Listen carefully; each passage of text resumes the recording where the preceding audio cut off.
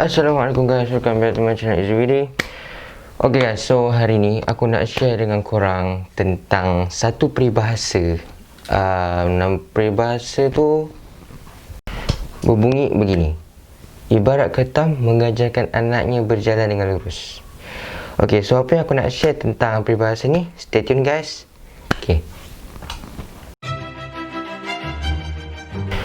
Okay, so guys, apa maksud ibarat ketam mengajarkan anak yang berjalan dengan lurus? Maksudnya, mungkin ramai yang tahu, tapi tak apa, aku nak kongsi, aku nak share sikit tentang beberapa perkara tentang peribahasa ni. Okay, first kali maksud daripada peribahasa ibarat ketam mengajarkan anak yang berjalan dengan lurus, maksudnya ada orang dia nak tegur kesilapan orang lain, tapi dia sendiri membuat kesilapan yang sama. Okay, kenapa disamakan dengan peribahasa yang macam tu? Sebab ketam mana boleh berjalan dengan lurus? Ketam ni kan jalan gedek-gedek. What? Kan? Macam mana? Gedek-gedek. Okay, so dia berjalan ke tepi macam tu, and dia nak mengajarkan anak dia berjalan dengan lurus, belajar straight macam tu, tapi dia berjalan ke tepi gedek-gedek macam tu. Macam mana? Okay, so sama jugalah dengan orang yang nak membetulkan kesilapan orang lain, tapi dia sendiri buat kesilapan yang sama. Bukan bermaksud tak boleh menegur. Tak salah seorang yang silap untuk menegur kesilapan orang lain, tak salah. Tapi mentaliti guys, mentaliti manusia, mentaliti masyarakat, diorang akan dengar orang yang tak bersalah. Diorang cuma akan dengar orang nasihat daripada orang yang baik. Mentaliti nampak baik, diorang akan dengar. Diorang kenal siapa, diorang tahu apa benda semua pasal orang tu tegur, dia takkan dengar guys. Sebab apa? Mentality guys. Contoh, orang tua dia nak dengar cakap orang budak kecil, susah guys. Susah untuk jumpa orang yang berusia dengar cakap orang yang lebih muda. Sebab apa? Dia rasa diri dia lebih pengalaman. Aku tak kata semua, tapi ada segelintir diorang rasa diri diorang lebih berusia, dan diorang rasa diri diorang lebih berpengalaman. Jadi diorang akan macam rasa satu yang ganjil. Sebab kenapa nak tegur aku? Aku lebih berusia daripada kau, wahai orang muda. Kan? It's a mentality. So, kita akan berbalik kepada peribahasa tadi. Tapi sebelum tu aku nak jelaskan tentang apa yang aku cakap awal tadi tentang mentality. Tak semua orang menggunakan mentality sebagai panduan. Sebab kadang mentality ni bagus. Sebab apa? Untuk keselamatan diri. Okay, so tak apa, pasal mentality aku akan cakap di lain video. Tapi sekarang ni aku nak fokus dekat peribahasa bagikan ketam mengajarkan anak yang berjalan dengan lurus. Okay, so guys, kita ni hidup bermasyarakat, berjemaah. Maksudnya kita hidup beramai-ramai. Jadi kita berhidup, ada kawan, ada family. Jadi kita mestilah nak tengok family kita tu baik-baik, mestilah nak tengok kawan kita tu dalam keadaan baik-baik, apa semua kan.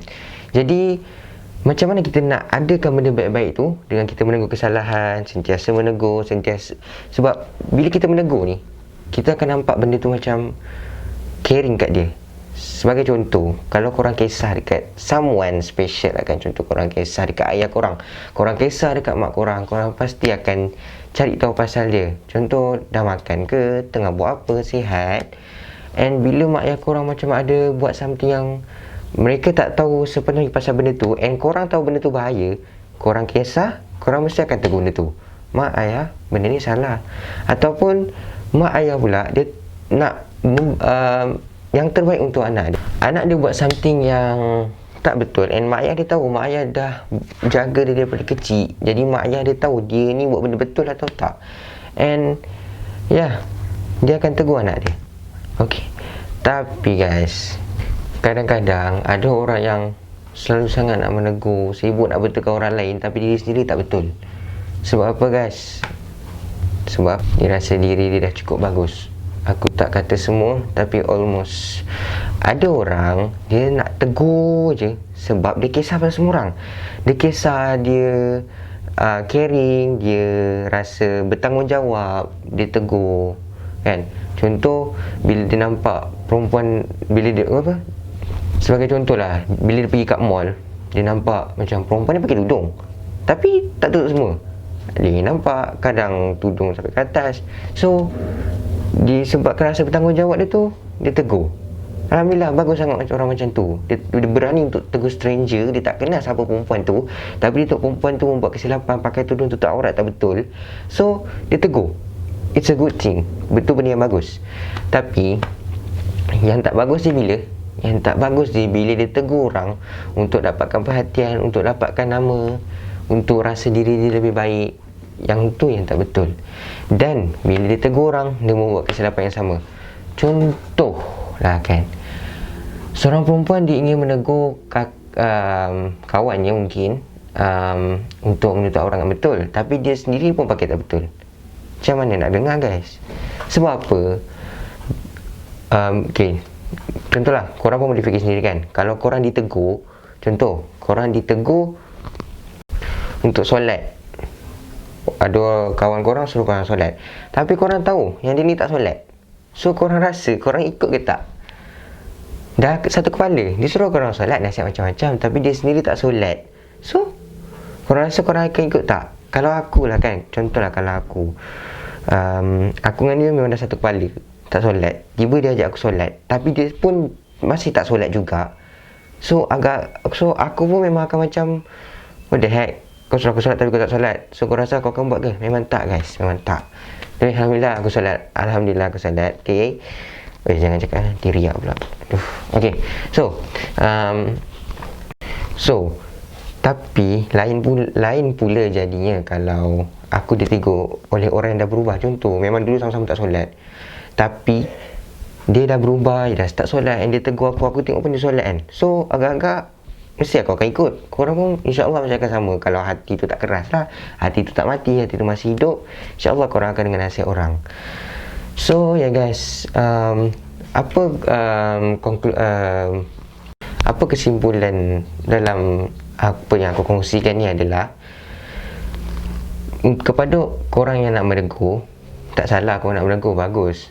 Sebab bila korang nampak satu kemungkaran dan korang hanya biar je, Allah akan tanya, Allah akan persoalkan, kenapa si fulan tak buat begini? Kenapa kau nampak si fulan bin si fulan buat begini tapi kau tak tegur, kau diam? Sebab dalam hadis Nabi pun sendiri ada berkata, jika kamu tidak boleh menegur dengan tangan, maksudnya kekuasaan kamu tak nak tegur dia dengan bercakap nasihat.